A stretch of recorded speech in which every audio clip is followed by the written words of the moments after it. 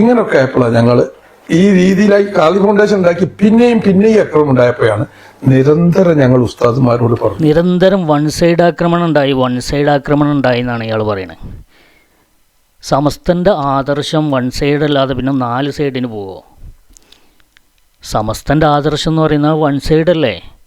അത് ജമാഅത്ത് കൂടിയും പോകണം, മുജാഹിദി കൂടിയും പോകണം, തബ്ലീഗ് കൂടിയും പോകണം എന്ന് പറയുന്നത് ഇവരുടെ സൈഡാണ്. ആ സൈഡിന് നമ്മളെ കിട്ടൂല. അതിന് സമസ്തൻ്റെ മക്കളെ കിട്ടൂല, അതിന് സമസ്തനെ കിട്ടൂല. സമസ്തൻ്റെ ആദർശം എന്ന് പറഞ്ഞാൽ അത് വൺ സൈഡാണ്. അതായത് ഋജുവായ ഇസ്ലാമിൻ്റെ പാത, ആ പാതയിലൂടെയാണ് സമസ്ത പോകുള്ളൂ. അങ്ങനെ വൺ സൈഡ് ആക്രമണം ഉണ്ടാക്കിയപ്പോൾ ഞങ്ങളെന്തായി ഖാദി ഫൗണ്ടേഷൻ രൂപീകരിച്ചു. എന്നിട്ടും നിരന്തരം ആക്രമണം വന്നപ്പോൾ ഞങ്ങളെന്താക്കി, നളന്തയിൽ യോഗം ചേർന്നിട്ട് ഞങ്ങൾ ആദർശ സംരക്ഷണ സമിതി ഉണ്ടാക്കി എന്നാണ് ഇയാൾ പറയാൻ പോണത്. നോക്കി നിങ്ങൾ. അപ്പോൾ എവിടുന്നാണ് ആ വഴി വരുന്നത് എന്ന് കറക്റ്റായിട്ട് മനസ്സിലായില്ലേ? പറയട്ടെ. പ്രശ്നം തീർക്കണം. ഇവർ ഈ രീതിയിൽ പ്രതികരിക്കുന്നു. ഇവർ പത്രക്കാരെ വിളിച്ച് പറയുന്നു, സൈബർ ആക്രമണം നടത്തുന്നു, പല യോഗങ്ങളും നടത്തുന്നു, ഒളിഞ്ഞും തെളിഞ്ഞും ഇവരാക്കും. ഞങ്ങൾ ബഹുമാനപ്പെട്ട ഉസ്താദ്മാരോടൊക്കെ പല രീതിയിൽ പറയും, എങ്ങനെയെങ്കിലും തീർക്കണം. ഉസ്താദുമാരോടൊക്കെ പറഞ്ഞു എങ്ങനെയും തീർക്കണം. ഉസ്താദുമാരൊന്നും തീർക്കാൻ നോക്കുമ്പോൾ ഇതിൽ എന്തെങ്കിലും വേണ്ടേ തീർക്കാൻ?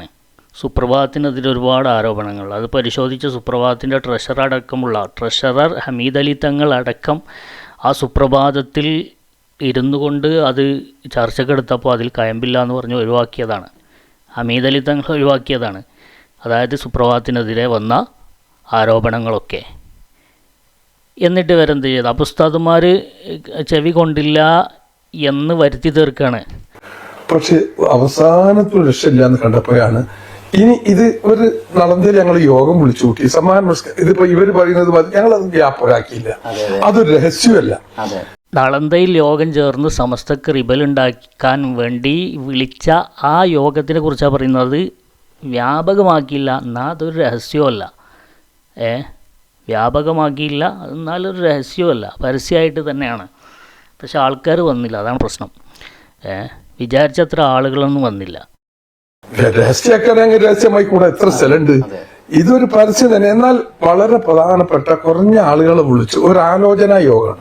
കുറഞ്ഞ ആളുകളെ ഞങ്ങൾ വിളിച്ചത് ഒരു ആലോചനാ യോഗമാണ്. അതിന് വേണ്ടിയിട്ടാണ് ഞങ്ങൾ എന്താക്കിയത്, കണ്ട പത്രങ്ങളിലൊക്കെ പരസ്യം കൊടുത്തത്. ഈ പരിപാടിൻ്റെ പരസ്യം കൊടുത്ത് ആളുകളെ ക്ഷണിച്ചത് ഈ ആലോചനാ യോഗത്തിനാണ്. വളരെ കുറഞ്ഞ ആളുകളെ വിളിച്ചത് പത്രത്തിലൂടെ. ആ ആലോചനാ യോഗത്തിൽ തന്നെ ഞങ്ങൾ എടുത്ത അഭിപ്രായമാണ് ഈ സംസ്ഥ ആദർശ സംരക്ഷണ സമിതി ഏതൊക്കെ ഒരു വേദി വേണമല്ലോ, ഒന്ന് പറയാനും പ്രതികരിക്കാനും പോവാനും. ആ ഒരു വേദിയെ ഞങ്ങൾ ഉണ്ടാക്കിയിട്ടുള്ളൂ. അത്ര ചെയ്തിട്ടുള്ളൂ. അത്ര മാത്രമേ ഞങ്ങൾ ചെയ്തിട്ടുള്ളൂ. ഒരു വേദി ഞങ്ങൾ ഉണ്ടാക്കിയ സമസ്തക്ക് റിബലായിട്ട് ഒരു ആദർശ സംരക്ഷണ സമിതി ഉണ്ടാക്കി. കാരണം ഈ ആദർശം സംരക്ഷിക്കാൻ എന്താകുന്നില്ല, സമസ്തയിലെ ഉസ്താദുമാർക്ക് കഴിയുന്നില്ല. അപ്പോൾ അത് സംരക്ഷിക്കാൻ വേണ്ടിയിട്ട് ഞങ്ങളൊക്കെ കൂടിയിട്ട് എന്താക്കി, ഒരു വേദി ഉണ്ടാക്കി. അത്ര മാത്രമേ ഞങ്ങൾ ചെയ്തിട്ടുള്ളൂ. ഇതൊക്കെ കേൾക്കുമ്പോൾ അവിടെ മൂളിന് ഒരാളുണ്ടല്ലോ, മുസബ് വാഫി. അതെ എന്ന് പറഞ്ഞിട്ട് മൂപ്പർക്കെങ്കിലും കുറച്ച് അന്തം വേണ്ടേ? അതല്ലാതെ അതും ഇവരൊക്കെ ഞങ്ങൾ അന്നേ ഉസ്താദ് പറയുന്നത് എതിരല്ല. ബഹുമാനപ്പെട്ട സമസ്ത പറയുന്നത് സമസ്തനല്ലേ ഞങ്ങളൊക്കെ എല്ലാവരും ഈ കൂടുന്ന ആളുകളൊക്കെ നിർത്തല്ലേ. ആർക്കും തെറ്റിദ്ധാരണ ഒന്നുമില്ലല്ലോ, ഞങ്ങളൊക്കെ സമസ്തയാണ്. ഈ കൂടുന്ന ആളുകളൊക്കെ ഒരു വിളിച്ചുകൂട്ടുന്ന ആളുകളൊക്കെ സമസ്തയാണ്.